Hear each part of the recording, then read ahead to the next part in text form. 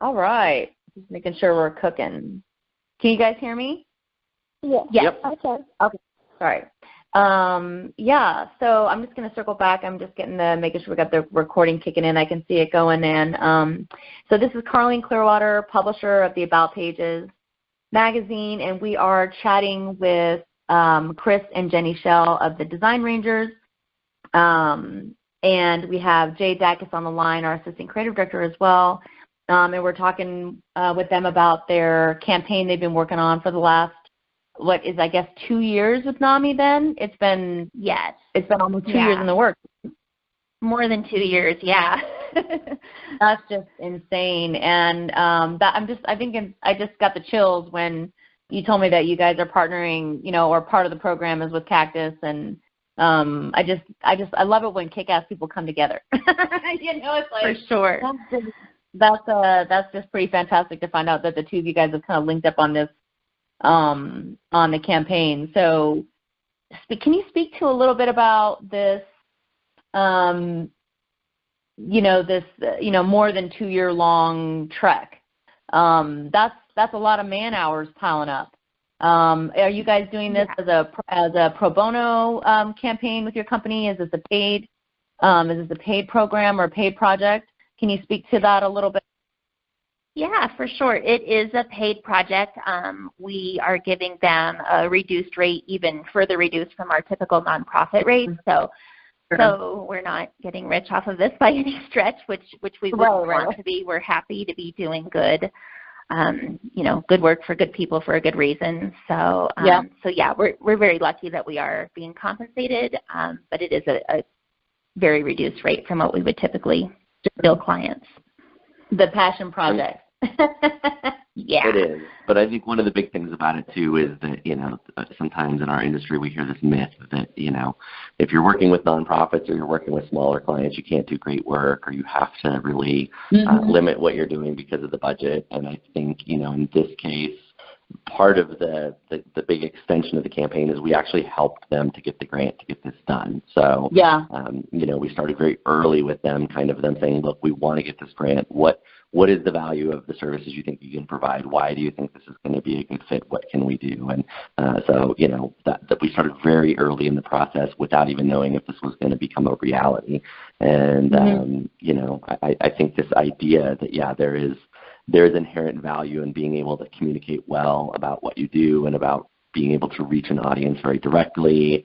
So one of the things I'm most proud of with this campaign is that for a nonprofit, without a huge budget and without all of these things, we were still able to make something that was really impactful, something that the teens and the schools and counselors and the people that we've met with have really said, wow, this is, this hits close to the heart. This really communicates what we want to get across and what's important.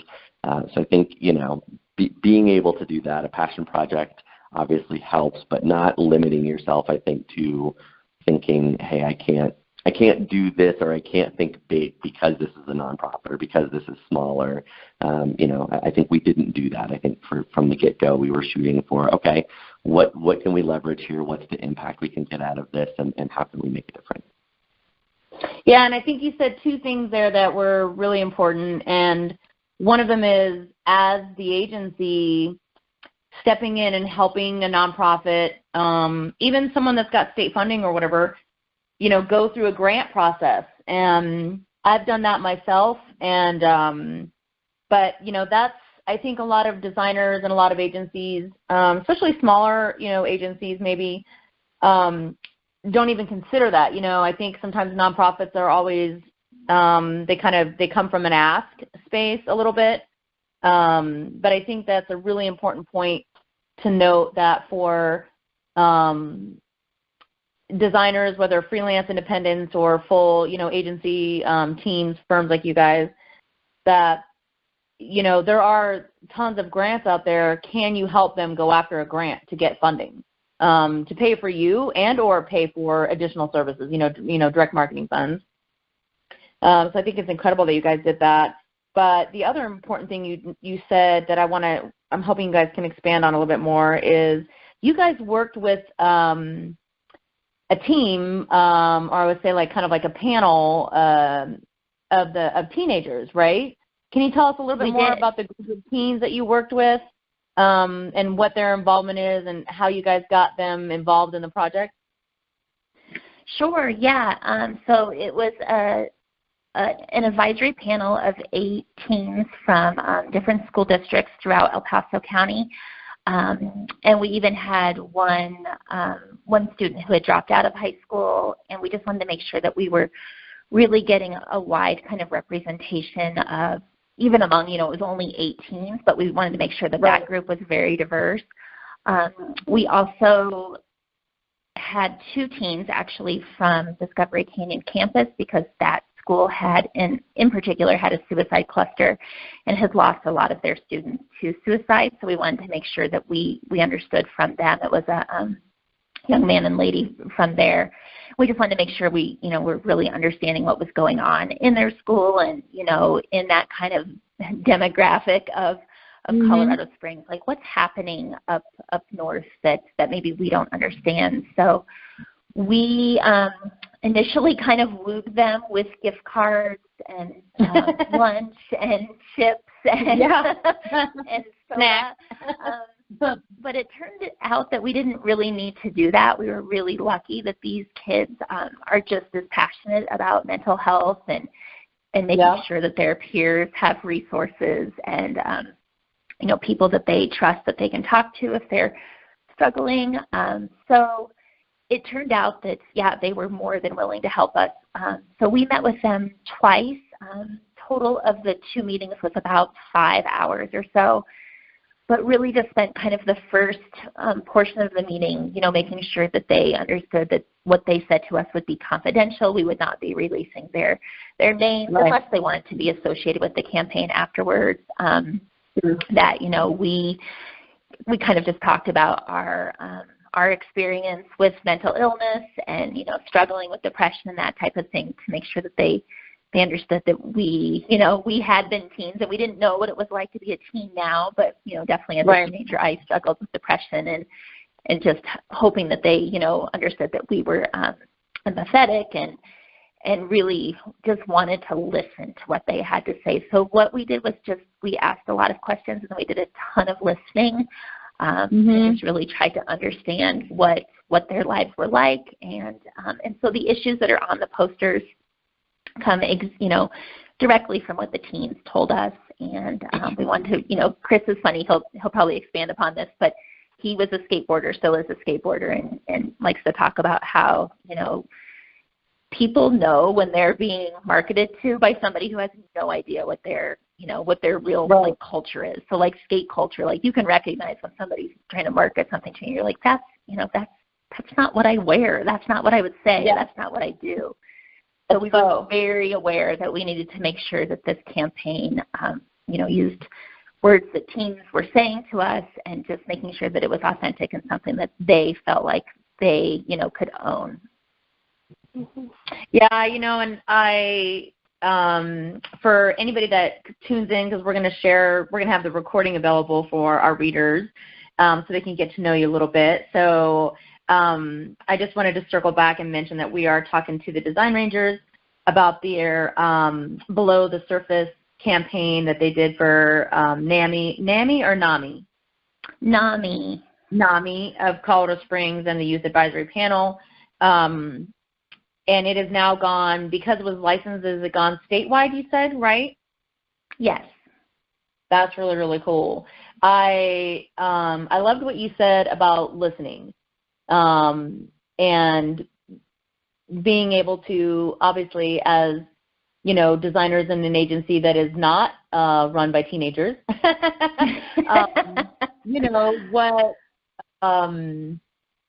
being able to listen and, with, essentially and build a campaign with empathy. And I think that speaks to any audience, these days, not just audiences that are different age demographics than we are, but how do we, build campaigns as marketers and as designers that speak with empathy or understanding to any market, whether it be skateboarders or, people wanting to go to, a high-end restaurant kind of a thing. So, right. What has is this campaign now that it's kind of launched, and is it wrapping up, or what's the state of the campaign? Is there another phase, or where are you guys at with the campaign? And I think right that's now what's we're been just, interesting. Oh, go ahead, Chris. No, go ahead, Jenny. Right now we are just working to continue to get the campaign into more districts in El Paso County. And then NAMI also received a grant from El Paso County to try to push the campaign into more rural schools, so schools in like Falcon and Peyton, Ellicott, because their mental health resources are so much more limited in those communities. So that's our big push now is working to just make connections with those schools and get them to, the administrators. Of course, we have to get it passed by the administrators, so working to get the administrators behind the campaign, and so that's where we're at right now. And I'll let Chris take it. Well, I think it's just been interesting that it really has been a grassroots approach to the campaign. The initial grant and what it was set to do was really just give some exposure to the text line, especially around suicide prevention. And I think what's been great is watching how this campaign has morphed over time in terms of the students. So I think back to the listening point, once we listened to the students, part of it was, hey, does this really need to be a text line that is only used in crisis? Or is this something that teens could use when they're feeling down before they're at the point of feeling suicidal or feeling like there's no options? Right. And I think really that's part of what the listening brought forward is, this doesn't just have to be something that meets the original spec, which is, hey, this is for suicide prevention. It's more of like, well, can we get teens talking way before that happens? And how do we get them to realize there are resources, and this text line can be a resource for anything, for just having a bad day, for feeling out of place, for feeling like, the life people portray in social media isn't what's real to them. And I think the more we heard from them, the more we heard from educators and other people, the campaign just started to naturally take shape, and even the direction it went, trying to decide, well, where should this campaign go? It was really, again, meeting the students where they're at. Well, where do they spend most of their time? They're in school. And the messages that they're often receiving there are built for adults. They're built for the teachers. They're built for the parents. They're built for somebody else. And I think back to Jenny's point of wanting them to take ownership, we wanted, and we actually, had some really tough conversations with, larger groups about who wanted to take this to parents and other people to say, no, this is for the kids. And, to say what Jenny said earlier in a more crass manner, people have a really good bullshit meter. And so these teens, if they realized at some point this wasn't for them, that this was something that was being filtered down through parents or someone else, it would have lost its impact. So there were places we could have extended the campaign that we chose not to, quite frankly, that we said, no, this is really, let's keep it focused on the students, let's do that, and let's see what they want. They were the ones that helped dictate, yeah, we would love to have a sticker, or we would love to have these cards that if we had a friend in need or danger, we could take that to them, or we would love to see these reminders throughout our school. And I think, leaving it organic growth that way was very interesting, and being able to really help bring it back to that constant filter of, well, what would the kids say here, right? So if we get in a room, sometimes we were in a room with, again, 50, 60 mental health professionals who all had ideas and all had needs, and to really be able to kind of push it back through and say, well, here's what the kids want, here's what the kids need, and if it violates the spirit of that, we don't want to do it. And even within licensing, right, it was that these messages, we had to be very careful of saying, look, you can change up certain aspects of the creative, but these messages, again, came from the team's mouth. So there is no, those have to be approved. If you're going to come up with new messages, we need to run these by the team group. We need to understand that this is real language. And so it's just been really interesting to watch it grow from that standpoint, not grow in terms of like, well, here's a media buy, let's just push it out there, but really growing the campaign in terms of what's best for the students, what's needed, and where is that filter telling us we should go. What an amazing exercise for your team, to be able to go through this process of really coming from and literally using your audience's voice as part of the campaign. I just was listening to a webinar yesterday with Marie Forlow and talking about, copywriting and the whole spiel. And she was talking about how, we all get a case of, what we call the wees, where we all over ourselves. We do this and we do that, and we do this and we do that. And, we're trying to sell audience and customers based on what we do.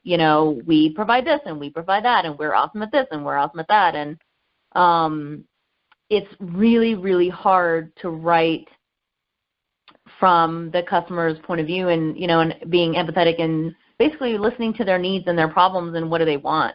And so what an incredible exercise to literally have to just hone that in. How do you think that's affected how you look at all the rest of your clients and all the rest of the campaigns that you're working on? I mean, I'd like to think to some degree we've always thought this way, but it definitely is a validation, right? I mean, it definitely helps, I think, when you get that kind of like, well, I don't know, this is what we strongly feel. And especially, again, when Jenny met with that group, I think Jenny is an incredibly empathetic person in general. I mean, I think she's our empathy meter at all times in terms of what's real and what's not. And then so taking that, and it really does then just become a real design challenge for us, right? So even in this campaign, the students were very clear in terms of, no, we don't want something that is overly negative. We don't want to be told, hey, by the way, you're miserable. Right. And there's hope, right? They don't want the dark message, but they also don't want the fluffy, like, no, don't worry about it. Life is okay, and it's going to be great. Yeah, right. So it was really interesting to really, so for our team, it was really working with that to kind of say, well, how do we approach that? And I think it was this idea of what lies below the surface, right? So I think it was this idea of, hey, there's this really message that could be perceived as positive, but then just below it, there's this tipping point of, but maybe I'm not good enough, or, my grades aren't good enough. So there was this kind of dichotomy in the poster that got that across of, hey, one moment you might be feeling good, or you might put on a false front that things are good, but the next minute maybe it's not as good. And, just constantly putting that back in front of them and doing that and really seeing what resonates. I think it's what we love about design work is that it is a design challenge to kind of constantly come back to that. And I think it's an odd thing to say, but we're always kind of putting ourselves in the shoes of somebody else, and that is the true definition of empathy. So, we just completed a campaign for Palmer Land Trust down here where instead of bringing ourselves to the voice of students, we brought ourselves to the voice of the land. And we literally sat in the room and asked ourselves, what would the land say here? Like if I went out into Garden of the Gods and it talked to me, what would it tell me about what's happening? And it's one of the funner part of our jobs, but one of the weirder parts of our jobs. And I think that the Below the Surface campaign has really helped us to do that, to kind of say, okay, what is the viewpoint of whatever it is we're talking about here, whether it's people, objects, what is this thing where we can step outside of ourselves and not worry so much about what is trendy or design worthy or going to be great or how big this is going to go, and really just say, no, what matters here and what would be authentic, and how do we bring that voice forward? Yeah, sometimes the best work, when it comes down to, just put it out there though, your guys' work is phenomenal, and the campaign pieces look incredible, but it's you've got to keep that where it's like this, our work, our design has a job to do. And it's not necessarily about, is this going to win an Addy, or is this going to win some kind of award? And sometimes the best work, most impactful work doesn't. I think that's just an incredible, point of view to have, and it's hard to stay rooted, and grounded sometimes when we kind of get caught up maybe sometimes in the design space, and in design heads, our design brains. I know, and then also, I know you guys have a son that's, in the teenager space, he's right in the kind of in the middle of the demographic. Exactly. Yeah, that was actually super helpful because he had started his freshman year of high school just as his campaign was really starting to take shape, and ended up really, honestly struggling with finding his place in this really big high school when he had come from a very small charter school.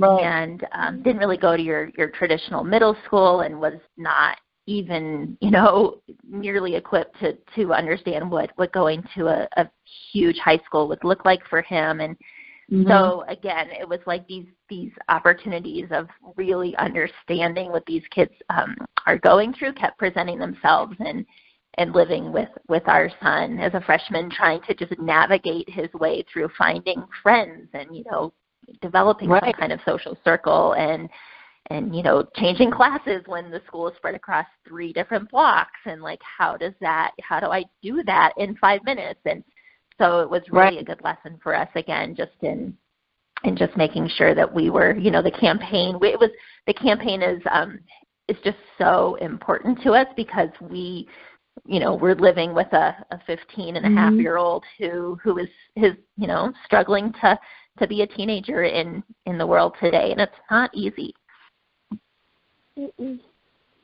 Yeah, I didn't lose you guys, right? No. Nope. Okay, good. No, just make sure, because I've got a call was kicking through. I just, like I said, because I follow you guys on social, and we all feel like we kind of are a little bit in tune with, what's going on with our friends and colleagues, and you guys share, cool pictures of your kids and what's going on in their lives. And, I don't have children of my own, and so I don't know that, what it's like to be a parent and be in that space. And so I can't even imagine, what that would be like or what that would feel like, to kind of stand next to them, and as they're going through something like that. I mean, I think we all have vivid memories of high school that make the hair stand up on the back of our neck, Yeah, for sure. For sure. So, what incredible. Brings me to, how did you guys get involved with this campaign? Did they put out an RFP? How did you get involved? How did you win this project or win this client? So the grant writer approached us. We've worked on her with the Give campaign in Colorado Springs. Oh, so gotcha. she's a writer, and she had helped us with the Give campaign for several years. And we're just really lucky that she's a big fan of the work that we do. And so when she found the opportunity for this grant for NAMI, she recommended us to NAMI and approached us and asked us if we would be, interested in even just the early kind of grant exploration process. Right. And so, yeah, no, luckily there was no RFP that was needed. And so it was honestly a pretty easy process. And it's been great, because we've kind of, from that, have developed a relationship with NAMI, and we're, working with them on many other materials for kind of NAMI proper. And so it's been a really great experience. It sounds like a perfect fit. It is, yeah. And I think, in the nonprofit world too, what I think led up to that was a couple of things. One is that we do have a passion for the nonprofit space. So, when Jenny talks about the Indie Give campaign, we do a free kind of marketing crash course with them, where we talk to them, give them a couple hours of our time free, where we talk to them about certain characteristics and things. And so, I think we are, up to that point, we are known as people that kind of understand their space a little bit more, and also understand how to bring that kind of authentic voice forward. So hopefully we've built some goodwill over time in terms of people saying, gosh, you've worked with other nonprofits, and we've heard you. Well, you're approachable for people that need help, and, I find too that working with. This is how we get nonprofit work. But just in terms of positioning, to say this is what we believe in, and if you believe in this kind of stuff, then we might be a good fit for working with you. Right. And for our listeners from the About pages, I just want you touched on the Indie Give campaign. I was thinking about y'all the other day, because I'm sure that's launching as we speak, or getting ready to launch. I'm sure. I feel like they turn into all year round. They're supposed to be like Christmas sort of time or fourth quarter, but I'm assuming they're all year round, just like Empty Stocking Fund was at the Gazette. But how many years have you guys been doing Indie Give? That's got to be 6 or 7 years now too, right? Gosh, I think we're into our 7th or 8th year with them, probably. Time flies when you're having fun because we've done many rounds with them, but again, it's just a project that we really love. We love getting to know the nonprofits in our community and just to be a small part of getting them some exposure to Colorado Springs at large. And and my goodness, I was going to say that's a campaign where you're assisting. I mean, how many? I mean, I think there's 20 nonprofits involved in that. I can't remember how many nonprofits they have. There's 95 this year. Oh my goodness! Holy crap! That is. Yeah, I remember when really it started. Yeah. That is freaking bananas. That is just. It's just bananas that there's that many nonprofits. Just in, because I think it's just El Paso County, right? That Indie Give is. No, they accept nonprofits in Teller County as well. So there's kind of a larger net now, but it's really grown. Right. Well, and Carrie, the publisher of the Indie, she was involved in the Indie Give came before she was publisher. For sure. How has that campaign grown with her being at the helm and being publisher? Have you seen, it sounds like it's just taken off. I think it's 90. I think it's just some bananas. And I've seen the guys, the pictures you guys have shared from the events and stuff. But how has that campaign, grown over the last couple of years? Or what are you guys most excited about for this year? Well, I think it really started to grow when they hired a full-time executive director. I mean, that was huge. I think initially when we started working with them and kind of just after maybe a year or two after they started Indie Give, it was like it was a part-time job for this person who was coordinating everything, and it honestly wasn't a part-time job. It was probably full-time plus, but for them to finally recognize that. That this is growing and it's huge, and in order to do the best that they could do, they had to hire an executive director. And so Barb is I think this is her 2nd year, and Jack Ward was the COO the year previous to Barb coming on board. So that's been tremendous just in allowing the campaign to be as great as it can be. And gosh, this year we just love seeing these nonprofits who people don't know about in Colorado Springs, and getting to learn more about them and to really understand what their missions are. And so we just appreciate getting to be a part of them telling their story. And I think a big part of what's grown with that campaign is really focusing on, how do we help those smaller, unknown nonprofits? Give's kind of entire mission is saying, there's almost this. You talked earlier about working together, us and Cactus and things. In the nonprofit community, sometimes they're all doing their own work, and I think this is a chance for them to some degree, piggyback off of each other, be inspired by each other, learn from each other. And so our goal with the campaign has always been, how do we, people are going to always give to the big groups that they know and love every year, outdoor groups and things, but then how are they exposed to other things they didn't know were out there, and maybe give a little bit to them, maybe get a little bit more educated on what's happening there. And that's always been one of our big pushes, is how do we bring the little guy along, and how do we elevate them and allow them to do their work better. And that's been a big part of it. And one of the things that I think is really interesting, a little bit of a non sequitur here, but I think your readers might find it interesting, is just how we got involved with that, because that was some of our early work with nonprofits. And really it was that the campaign they had put out, we were just, this is before we were doing any work with them. We had read in one of their initial issues of Give that they were looking for help, like nonprofits would put out the help they were looking for. And so one of the nonprofits, Kids on Bike, was looking for some graphic design work. And so we started doing some pro bono work for them. And then we also had our kids very involved in philanthropy and said, hey, here's a budget for you guys. Go through this guide, find who you're giving to. That led to the next year, they were doing some kind of profiles of people who had given and families who had given and donated their time. We ended up being in that group of people that they had kind of asked to tell us about why you donated and what you did and how you gave back to a nonprofit. They ended up kind of liking that story, piggybacking on that story. We ended up being on the cover that year. I remember. Featured a little bit more, which then led to a conversation about, what else we done for nonprofits and kids on bikes, which then led to the person that was doing the guide leaving, and hey, could you guys help us do the guide? And so I think for your listeners, just knowing that, the path to get to these places is not always straightforward, right? We didn't show up on IndieGive's doorstep one day and say, hi, we want to help build this campaign. It was being out there, being part of the community, being involved, and just building those relationships over time that led to this. So, and honestly, Carleen, there's an AAF tie here as well, American Advertising Federation, Colorado Springs, because do you remember, it's probably been 10 years ago, I think, that Justin Ahrens came and gave a talk, one of the luncheons for AAF?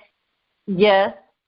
Yeah. And his talk was just about doing good, and and that talk really touched us, and it was probably right around this time, like September, October, that he gave the talk, and then in November the Give Guide came out, and we saw that call from Kids on Bikes to they needed pro bono design work, and I'm like, oh, there's our nonprofit that we're going to help, and that was really from the talk of Justin Ahrens saying like, do good work. Don't just do good work, but do, work for good. And so, that changed the course of our business, honestly. Yep. He helped us kick off the year of my presidency. Okay. And because I had just been to the How Design Conference, and we had seen him speak there. So, I brought him in, and man, those are the days. Yeah, I'll never forget the first time I saw him speak as well. Like, the hair stands up on the back of my neck just thinking about those sessions and stuff, because I've had the fortune to hear him speak at How a couple of years, at AdFed, and then he was the closing conference, my closing keynote speaker for the Rev Up conference I did up here in Denver. I've seen him at a couple of AIGA workshops out here, so I'm excited to see him in another week. I'm a total professional Justin Ahrens stalker. Right. I was just going to say, shameless self-promotion. He'll be speaking next week. Oh, no. Yeah, I already bought my ticket. It's you said something there that is so important.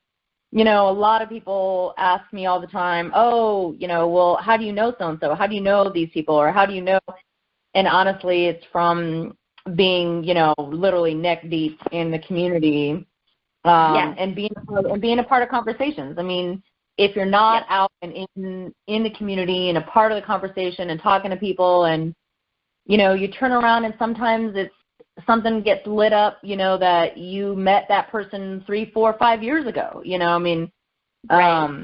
just you got to know where it's like, this is a kick-ass person, and I don't know what's going to happen. I don't know how or anything's ever going to come between the two of us, but ultimately I just want to be around these people.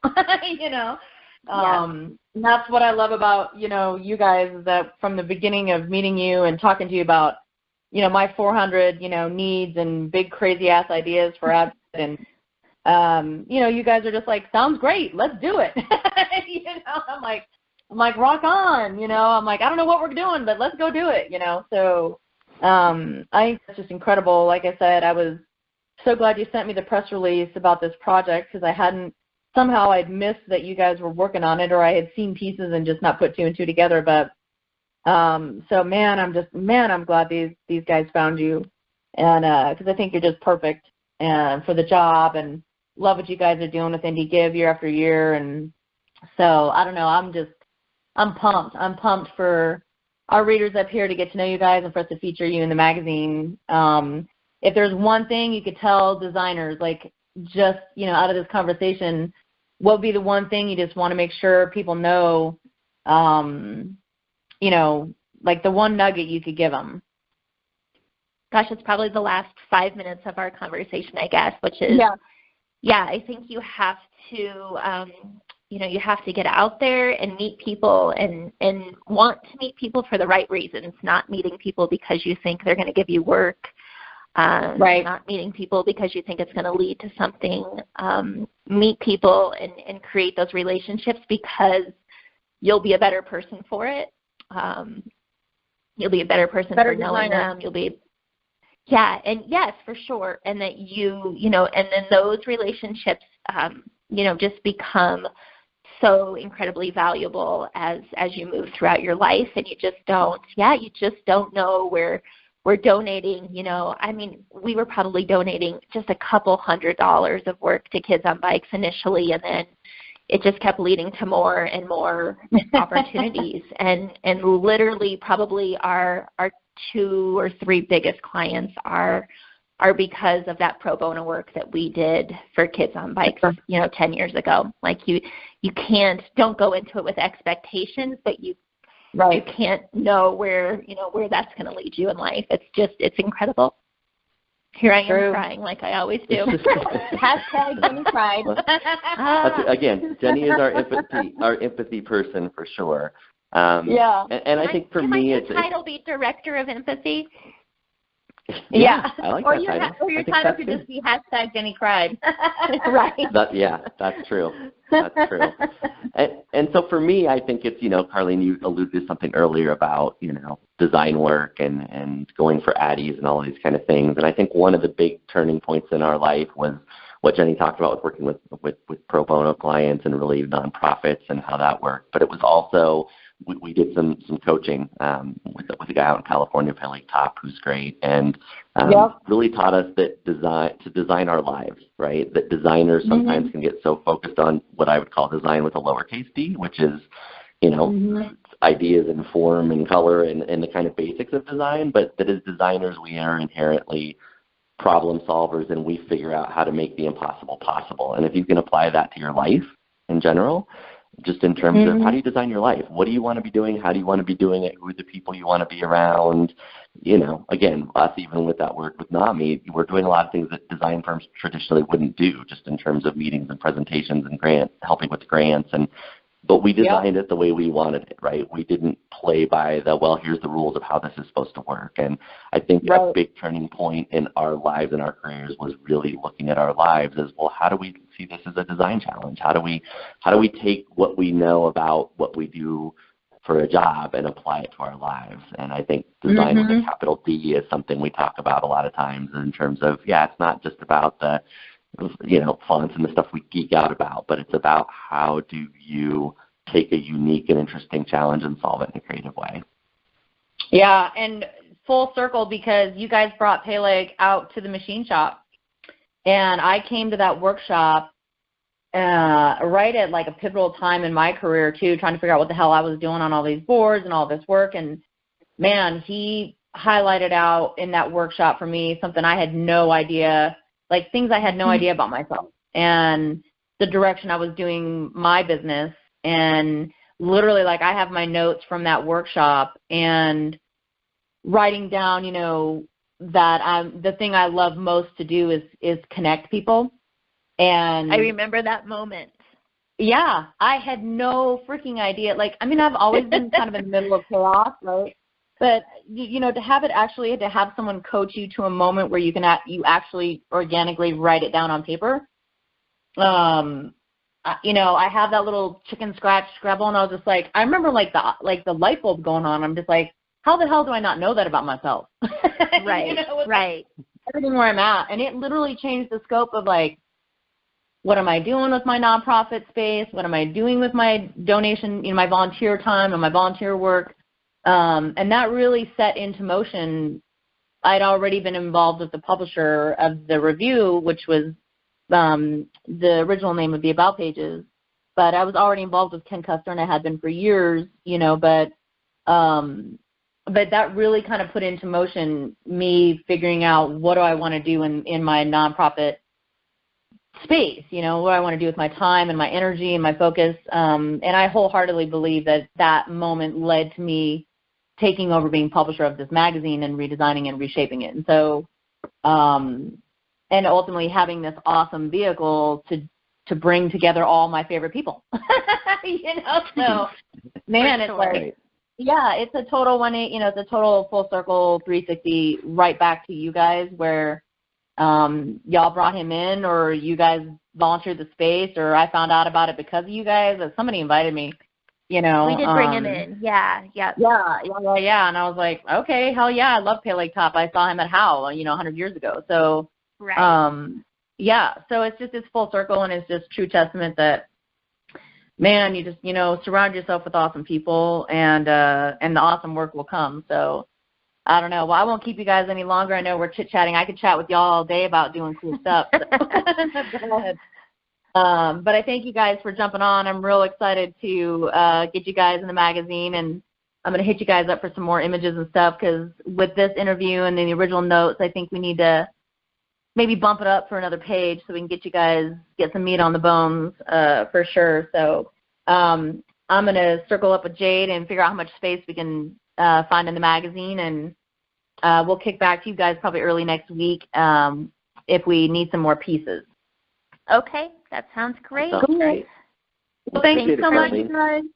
Have a kick-ass week, and I'll talk to you real soon. Okay, bye, Jade. Nice to meet you. Bye. Bye. Nice to meet you, too. All right. All right. Bye, ladies. Take care, you guys. Bye. Bye.